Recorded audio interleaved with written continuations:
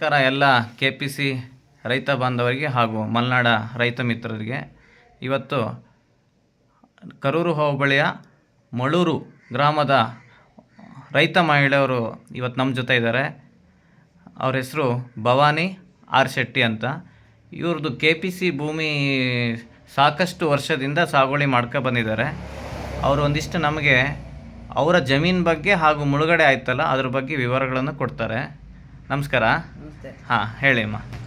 ಈಗ ನಿಮ್ಮ ಜಮೀನು ನಮ್ಮ ತಂದೆ ಸುಮಾರು 60ನೇ ಇಸ್ವಿಯಿಂದ ಆ ಜಮೀನನ್ನು ಮಾಡ್ತಾ ಇದ್ದಾರೆ. Survey number 232-33. ಅದನ್ನ ಮೈಸೂರು ಕರ್ನಾಟಕ ಸರ್ಕಾರ ಆಗ್ಬೇಕಿದ್ರೆ ಅದನ್ನ TT ಕಟ್ಕೊಂತ ಬಂದಿದ್ದಾರೆ. TT ಅಂದ್ರೆ ನೀವು ಕಂದಾಯ ಕಟ್ಕ ಬಂದಿದ್ರೆ.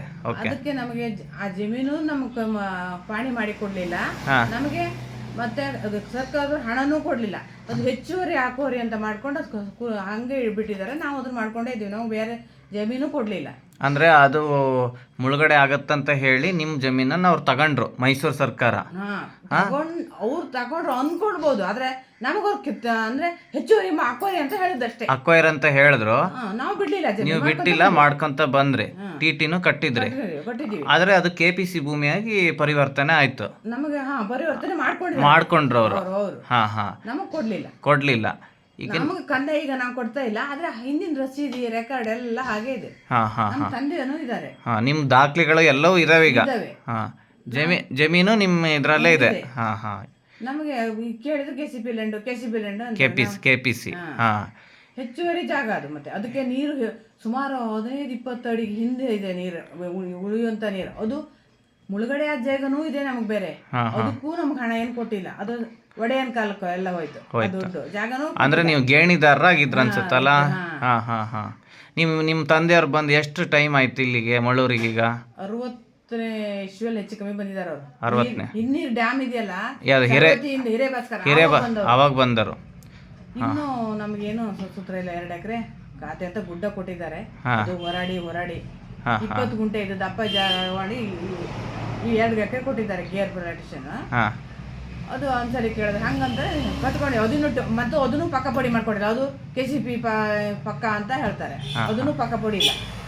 ಈಗ ಸರ್ಕಾರದ ಜನಪ್ರತಿನಿಧಿಗಳಿಂದ ಈ ಮೂಲಕ ನೀವೇನ್ ಹೇಳ್ತೀರಿ?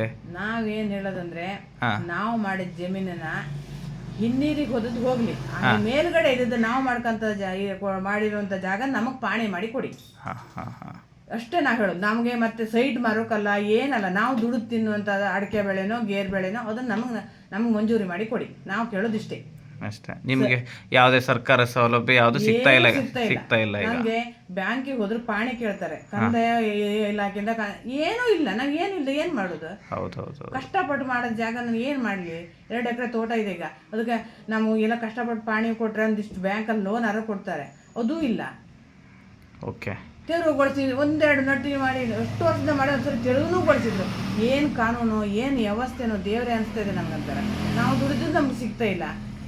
ಹೌದು ನೋಡೋಣ. ಈಗ ನಾವೀಗ KPC ಬಗ್ಗೆ ಈಗ ಹೋರಾಟ ಶುರು ಮಾಡಿದ್ದೀವಿ. ಒಂದು ಕಾನೂನಾತ್ಮಕವಾಗಿ, ಒಂದು ಜನರ ಸಹಕಾರದಿಂದ.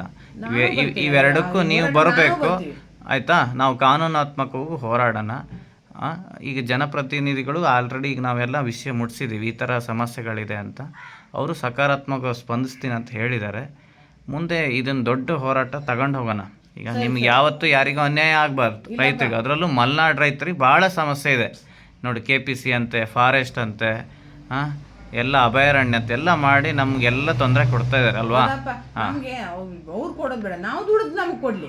ನಮ್ಗೆ ಯಾವ್ದು ಉಪಕಾರ ಮಾಡೋದು ಬೇಡ. ಅವ್ರು ನಮ್ಗೆ ಕಂದಾಯ ಕಟ್ಲಿಕ್ಕೆ ಜಾಗ, ನಮ್ಗೆ ದುಡ್ಕೊತೀನಿ ಜಾಗ, ನಮ್ಗೆ ಅದು ಗೌರ್ಮೆಂಟಿಂದ ಅಥಾರಿಟಿ ಕಂದಾಯ ಇಲಾಖೆಯಿಂದ ಮಂಜೂರಿ ಮಾಡಿ ಕೊಡ್ಲಿ. ನಾವು ದುಡ್ಡು ಜಾಗ ಬೇಕಲ್ಲ. ನಮ್ಗೆ ಸೈಟ್ ಮಾರೋಕ್ ಬೇಡ, ನಮ್ಗೆ ಯಾರು ಡ್ಯಾಮ್ ಕೊಟ್ಟಕ್ ಬೇಡ, ಏನು ಬೇಡ. ನಾವು ದುಡ್ಡು ತಿನ್ನೋಕೆ ಜಾಗ ಬೇಕು. Okay, thank you. ಇದಿಷ್ಟು ನಮ್ಮ ಭವಾನಿ ಶೆಟ್ರವರ ಮಾತು. ನಾವು ಒಂದು ಹೇಳೋದಂದರೆ, ಈಗ ರೈತರಿಗೆ ಯಾವತ್ತೂ ಅನ್ಯಾಯ ಆಗಬಾರ್ದು.